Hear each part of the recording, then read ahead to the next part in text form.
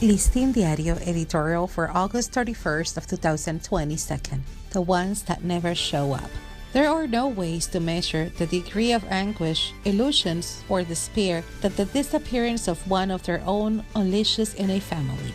In this whirlwind of doubts, tears, useless researches, and restlessness, the families and friends of more than 75 people, mostly young people, who have disappeared this year and in previous years have succumbed.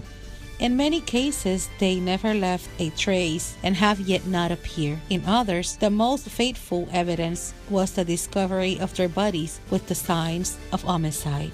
In most, it has also not been possible to identify those who carry out a kidnapping or those who committed the homicide intentionally or accidentally and then hid the remains. The frequency and number of these cases have recently created fear in the public, but more acute is the burden of suffering of the families who never saw their loved ones again or who were reunited with them as corpses.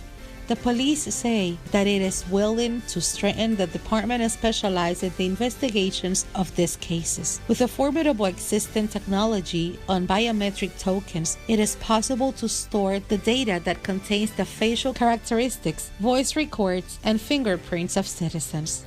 Video cameras are already widespread in all cities and different official institutions, especially those responsible for national security, have equipment that facilitates these searches.